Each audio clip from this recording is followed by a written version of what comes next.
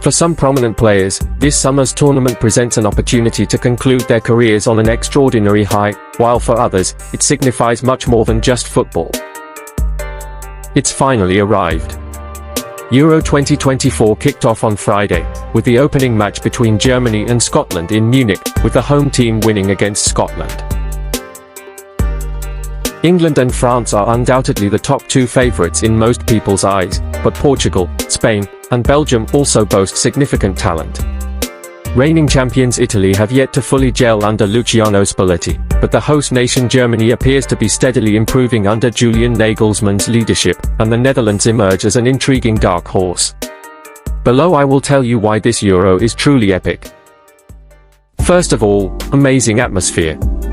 After the ridiculous decision to stage Euro 2020 games in several different countries, resulting in squads racking up an offensive amount of air miles and fans having to fork out a fortune to follow their teams, we once again, and maybe for the final time, have a tournament staged in one country.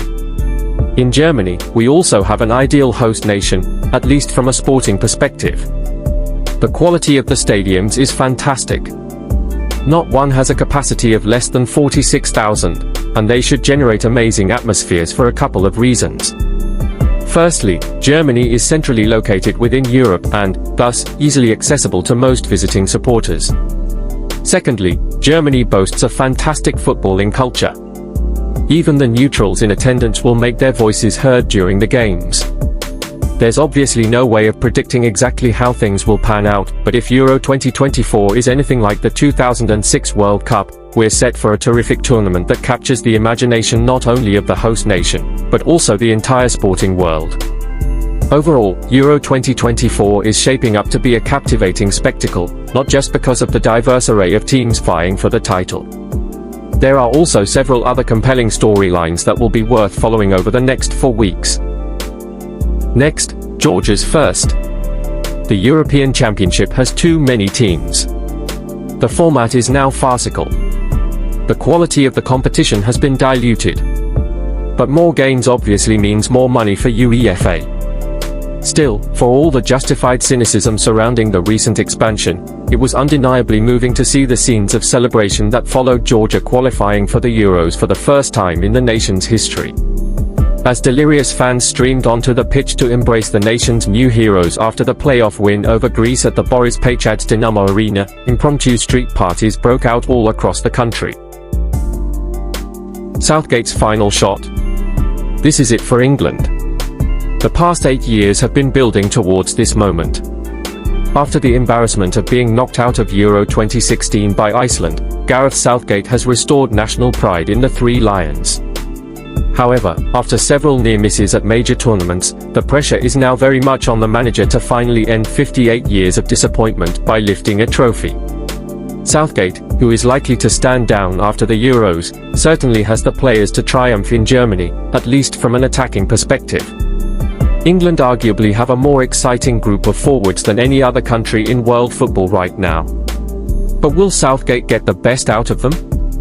He's been accused of being too conservative in the past, but surely now is the time to let them off the leash. After all, attack is probably the best form of defense for a squad that looks worryingly weak at the back. Will England win the Euros? It's so hard to know. But there's no doubt that their campaign is going to be absolutely compelling because the sense of anticipation is immense. It's now or never for Southgate's side. And sure enough, this is Ronaldo's swan song. We thought we'd seen the last of Cristiano Ronaldo at international level after his teary-eyed exit from the Qatar World Cup. We should have known better. Ronaldo remains relentless, the man simply does not stop. He's made a career out of confounding his critics and now, at 39 years old, he's looking to win the Euros for a second time. He's got a strong shot at doing so, too. Portugal have top players in every area of the pitch and, if he's given the nod to lead the line by Roberto Martinez, in truth, Goncalo Ramos and, in particular, Diogo Jota are better options, the aging forward will be surrounded by wonderful creative talents such as Rafael Leo, Bernardo Silva, and Bruno Fernandes. Ronaldo's also been in good goal-scoring form of late, albeit in the Saudi Pro League, so he's actually a decent bet to win the Golden Boot, given Portugal have a weak group and aren't actually scheduled to face a group winner until the semi-finals. The most prolific player in the history of international football seems perfectly primed for the perfect Portugal send-off, provided he doesn't decide to continue until the 2026 World Cup, of course. And finally, Ballon d'Or battle. Would winning the Golden Boot propel Ronaldo into Ballon d'Or contention? Potentially, but several other stars are presently well ahead of him in the pecking order and well placed to make waves at Euro 2024 themselves. All eyes will obviously be on Kylian Mbappe in Germany. Having finally confirmed his long-awaited move to Real Madrid, the France forward says he feels liberated.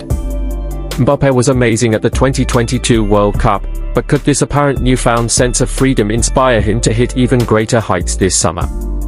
Mbappe has long been considered the best player in the world, but, at 25, he's yet to win a Ballon d'Or, and there's every chance he could be beaten to top spot by one of his new Real Madrid teammates, Vinicius Jr. or Jude Bellingham.